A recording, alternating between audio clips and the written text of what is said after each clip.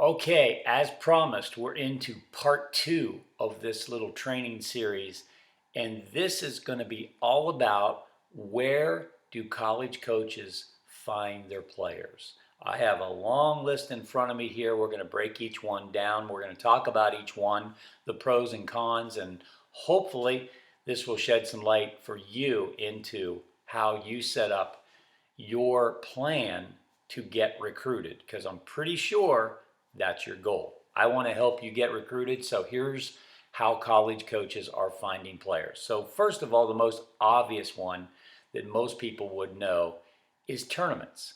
They are at tournaments watching kids play. Okay.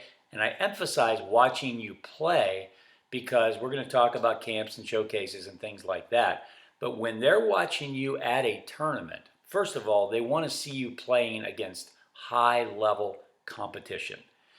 Um, Playing weak competition doesn't really help these college coaches evaluate you. If you're a 16-year-old kid and you're beating up on 72-mile-an-hour pitching, they're not that's not helping them. They want to see what you look like against college like pitching, maybe 92.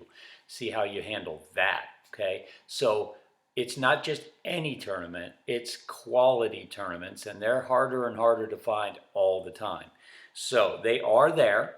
They're not at every tournament, and typically, they know at those tournaments who they are looking for. They have what they call follow lists. So they go from game to game specifically looking at certain players.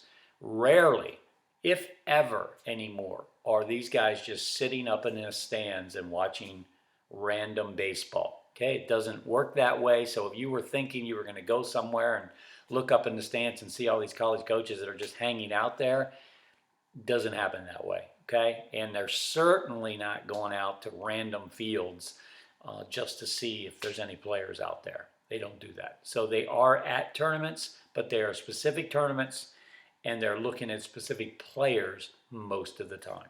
Okay, number two, camps. Camps, and let me go back to number one more time to make sure you understand the value of tournaments. The value of tournaments is seeing you play against elite level competition and seeing how you are in a team atmosphere. They love to watch how you interact with your coaches, with your players, and how competitive are you? How much do you want to help your team win? That's really important, and they get that at the tournaments. Okay, I want to make sure I covered that. Number two, we talked about camps. Camps are a wonderful opportunity for you to be on campus and get to know the coaches, and for the coaches to get to know you. That's the biggest value. Of course, they're going to continue to evaluate your talents and your skills, but those camps give them an opportunity to talk to you and get to know you as a person, and which is a really big deal in the recruiting process. So when you go to a camp, make sure you understand that that is what they really want. So if you're kind of standoffish and you're not talking to the coaches at all, kind of missing the point of the camp. Okay. Number three, showcases. I'm not a big fan of showcases, and I'll tell you why in just a second. But from a college coach perspective, they will go to showcases. And here's the value to a college coach of a showcase. They're looking for players with tools. Okay, at every showcase, they're measuring your tools. Okay, we all should know by now the 5 tools of baseball: hit for average, hit for power, defense, arm strength, and running speed. Okay, those are the 5 tools. So those are easy measurables. They got radar guns, they got stopwatches, and they're just looking for toolsy players. Toolsy players. What's that mean? Kids that are showing well above average numbers at those showcases. And the reason I don't like showcases is unless you're going there to put up above average numbers, you're going to just fade into the gray of everybody there. If there's 100 kids there, there might be 5 that show elite level tools, elite level metrics. The other 95 are all kind of the same.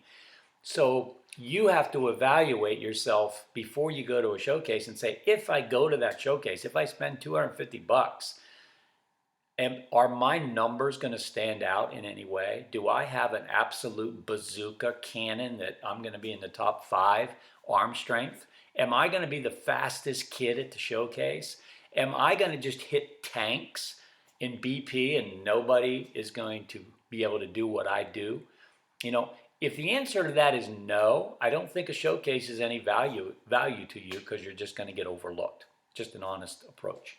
Um, Number 6, sorry, number 4 is social media.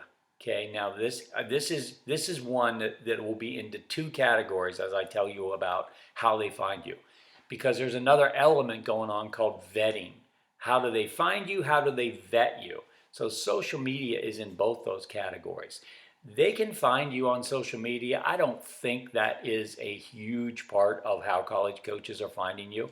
I haven't gotten to the number one way they're going to find you. Okay. But they might stumble across you on social media. But let me talk about the other side of social media, vetting. If they find a kid they really like, I promise you they will vet you and they will get on your social media and they will find out if you're the kind of kid that they're looking for. And if there's anything on your social media that is a red flag, I promise you they're going to pass on you. They don't care how talented you are. They want to know who you really are. And sometimes kids are exposing themselves as to who they really are on social media in a bad way. And that's the end of the recruiting process for those kids. Okay, so beware of social media. Here's the number one, in my opinion, the number one place that college coaches are going to find their players. They have developed relationships with people across the industry, and they count on those people to refer them players. Okay, they're not just randomly walking around looking to see who looks good. People have told them about certain players. So who could those people be? Could be your high school coach. If he really has your best interest in mind, he's picking up the phone and he's calling other people on your behalf. You've earned that right. That's how I got to a Division I school. And actually, it wasn't even my coach. It was an opposing coach, Larry McCabe, who I played against, opened a door for me to Mercer University. So you never know. It's not just your coach. It could be another coach. It could be your travel coach. Okay, if you're in a great travel program and you've got people that understand that all the things you're doing are there to get recruited. Okay, you're traveling all over the place to get exposure and get recruited. They should be opening doors for you if you are worthy, if you have earned that, if you are truly a prospect. They should be opening doors for you. I've been doing this for 17 years. I started our program when my son was 13 years old, and the whole purpose of the program was to help all of those kids get on to the next level, and we were very successful at that. We had 21 Division I kids on one team from our program. We didn't go out and recruit Division I kids. We developed Division I kids. That was the purpose. So obviously, I built a relationship with college coaches that has respect and credibility built into it. And here's my whole point. There are people like me out there that genuinely want to help kids move on to the next level. You absolutely need to have those people in your life. It's really, really hard, if not impossible, to do this on your own. Okay, I spent a lot of time with that because it's my number one source for college coaches to find their players. Okay. Another area that they are going to vet you, again, I'm jumping back and forth from find you, vet you, is guidance counselors. Don't think for a second these guys won't pick up the phone and call your guidance counselor and say, what kind of student is this guy? Because I need to know if he's going to be an academic liability or he's fine. And so, it would behoove you, number one, to be a great student and to make sure that you've got those academic advisors on your side. Okay, they see you, they know you, and they're going to speak positively about you. Okay.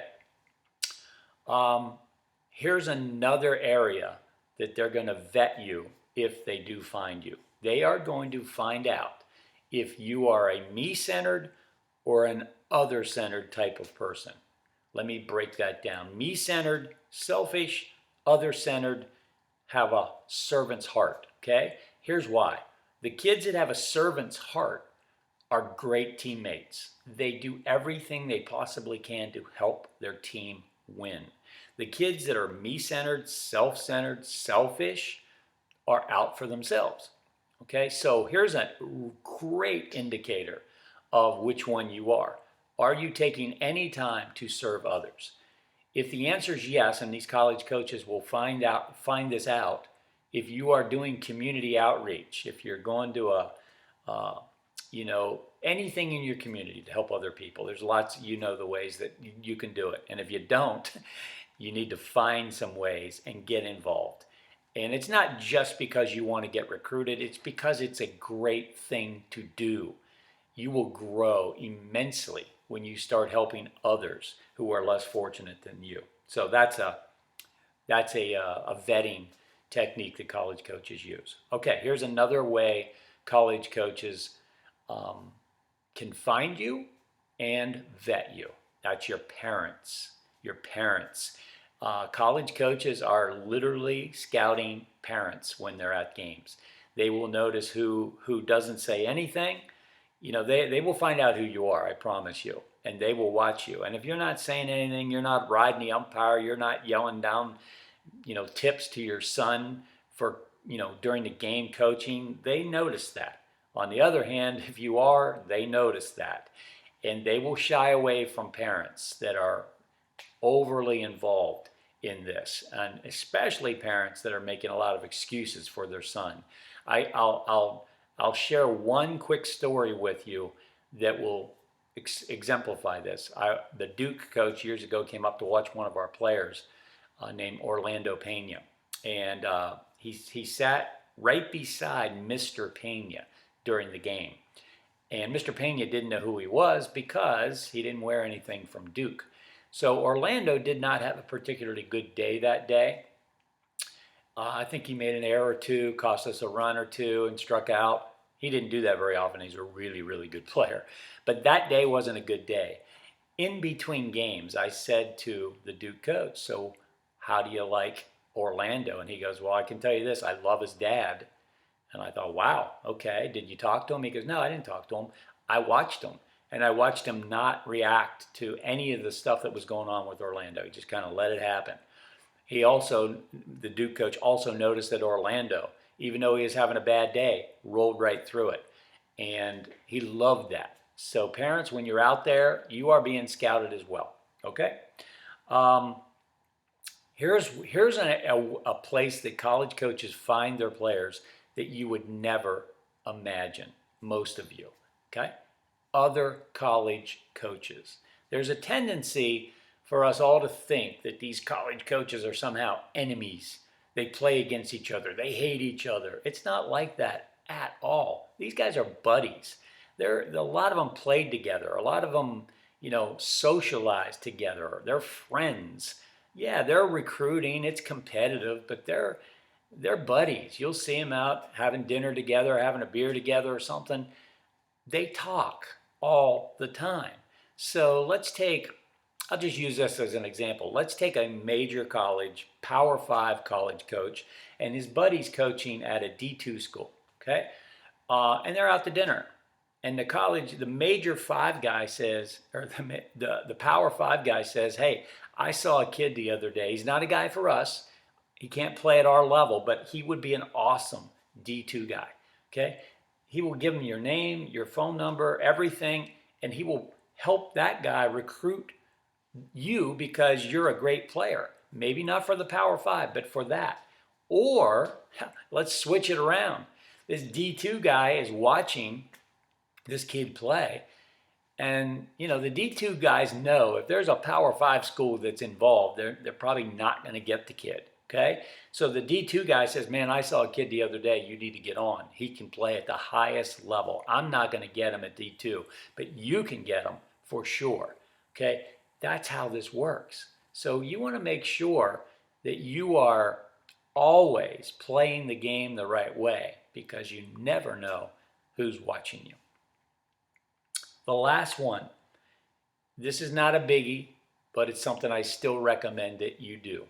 They will find certain players because a player is proactive. He reached out to talk to introduce himself to a college coach. Okay, college coaches are looking for go-getters, kids that have the confidence to reach out and say, "Hey, look at me, come watch me play." Now, our clients, we have them do that. We have a letter that is very effective at helping the college coach understand who the kid is, and it's not a mass email. It's a very specific, very personal type of email.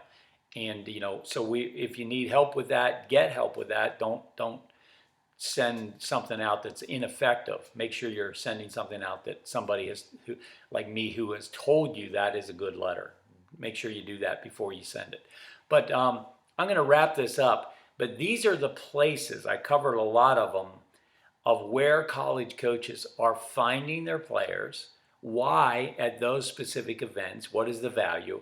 And then we even talked today about the vetting process, how they are, once they find you, some of the ways that they check you out that you may not have known. So that's all for now, but there's a lot more content coming your way. We appreciate you. We want to help you. Thanks for listening.